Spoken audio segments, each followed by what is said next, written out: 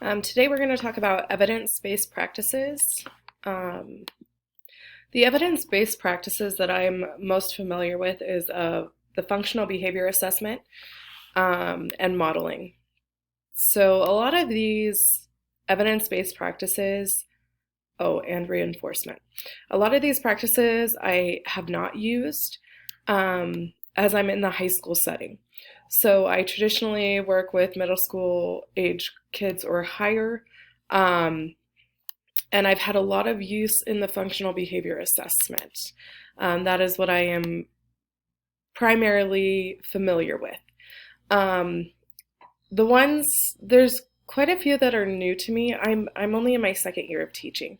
So clearly modeling is something that I've done for a long time. I've worked with youth groups and I understand the concepts of modeling what we want our students to do. Um, Even though I am most familiar with the functional behavioral assessment, it's still new to me. There are a lot of things that are involved in this assessment. And there's also a lot of, functional behavior assessment. There's also a lot of things that go into it to support a student. And I really enjoy this, even though um, I would say I'm not an expert at it because I have not had to use it that frequently.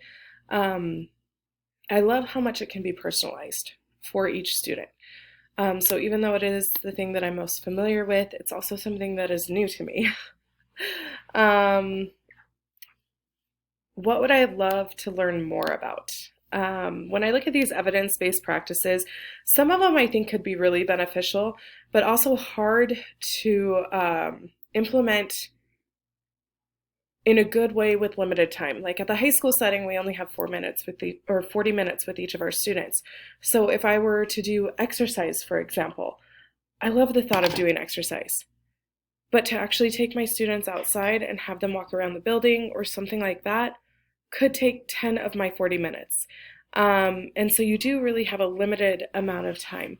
And then extinction. I'm not very good at extinction, but I do feel with some of our students that they very much benefit from this evidence-based practice. So the two things that I would really like to learn more about is implementing exercise in the high school setting and how to do that appropriately with the limited amount of time, and using extinction. Um, I have had the experience of using extinction once because it was something that, like, in the moment I was like, oh, I need to do this. But it wasn't something that was thought out. It was something that was literally last minute. Nothing else is working. We're going to try this. And it worked. So I really saw the benefit of it. I just need to know more about it.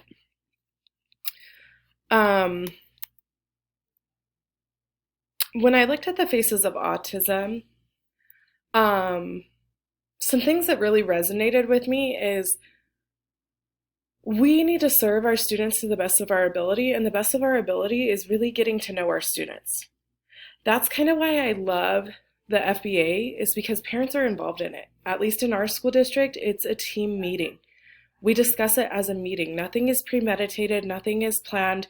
We come together and we have a meeting and we say, hey, your student is showing these behaviors. Do you feel that your student would benefit from having this? And then the parents involved. I can't tell you, I looked over the examples and time again, you see the parent involvement. The parent knows their students best.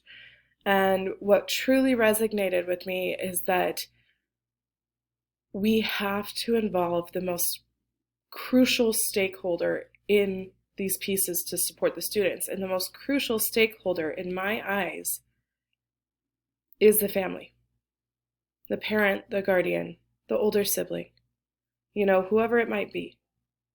Everybody needs to be on the same page to help the student to be successful.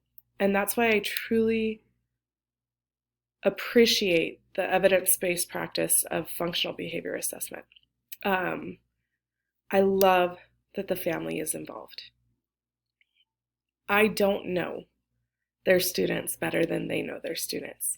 I recently had a parent express to me like, how do I help my student when I can't even help my student? Like how do I help my student when I'm out of sources, you know?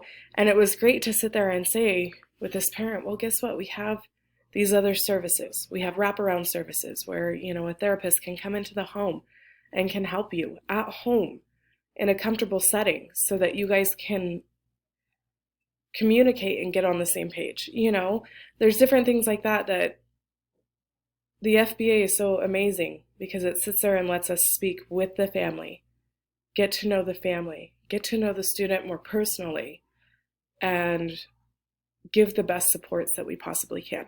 We might not be able to support everything, like me sitting here in this chair with this title of being a teacher. I cannot support everything that the student needs.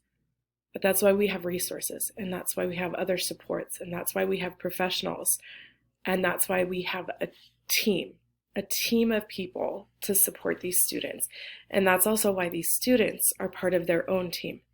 That is why students are invited to IEP meetings.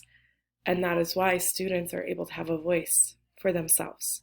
I actually really enjoyed watching the video of a young man on the Faces of Autism, where he spoke about what he expected in a classroom, what he wanted from the teachers, what he would like to see.